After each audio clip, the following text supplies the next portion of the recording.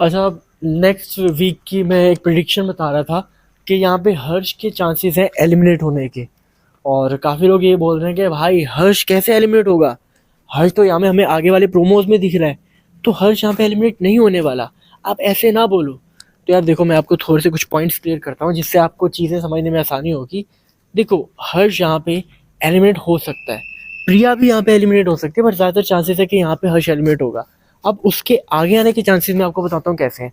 हर्ष start में eliminate होकर चला जाएगा, बट यहाँ पे हर्ष की भी वाइल्ड कार्ड एंट्री हमें देखने को मिलेगी। जैसे कि आपको पता है कि गुल्लू एलिमिनेट हो चुका है, ऋषभ एलिमिनेट हो चुका है, जोएल मैथ्यूज यहाँ पे एलिमिनेट हो चुका है, हमें काफ़ी लोग एलिमिनेट होते हुए दिखाई दे चुके हैं।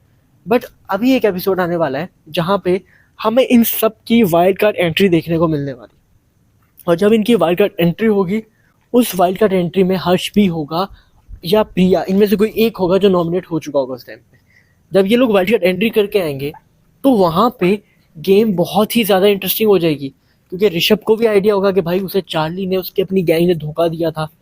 वहाँ पे आपको पता है गुल्लू को भी आइडिया होगा कि भाई हरताज ने मुझे गेम में धोखा देके निकाला था और मेरी अपनी गैंग से काफ़ी लोगों का मुझे सपोर्ट नहीं था, योगेश ने मुझे सपोर्ट किया, बट उसके अलावा इस गैंग में मेरे को इतने सगे बैठे नहीं है।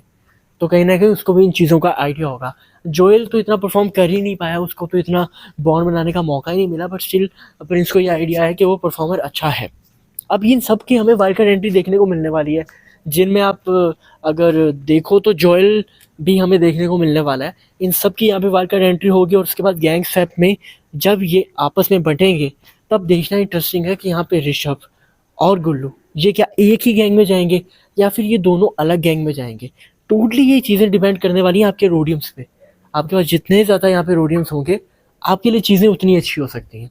जो गैंग लीडर यहाँ पे चालाकी से अपने रोडियम्स को बचा के रखेगा, गैंग स्वैप में उसको बहुत फ़ायदा होने वाला है, क्योंकि जब वहाँ पे वो बिडिंग करेगा और अपनी गैंग में से किसी रोडी को दूसरी गैंग में डाल देगा और वहाँ से एक अच्छा रोडी ले लेगा, तो ये गेम बहुत ही स्ट्रांग होने वाली है। पर टोटली यहाँ पे डिपेंड यही करता है कि कितनी स्ट्रॉन्ग गेम कौन यहाँ पे परफॉर्म करता है और गैंग स्वैप में आके फिर कौन यहाँ पे मास्टरमाइंड बनता है। प्रिंस हमेशा हर सीज़न में कहीं ना कहीं कुछ छोटी सी मिस्टेक करता था गैंग स्वैप में आके, जिसकी वजह से उसकी गैंग के अच्छे रोडी दूसरी गैंग में जाते थे और प्रिंस कहीं ना कहीं उस वजह से हार जाता था। बट इस बार जो प्रिंस का मेन टारगेट रहा है वो यही रहा है कि इस बार जो रोडियम्स की गेम है, गैंग स्वैप तक मैं इन चीज़ों को हिसाब से रखूँगा।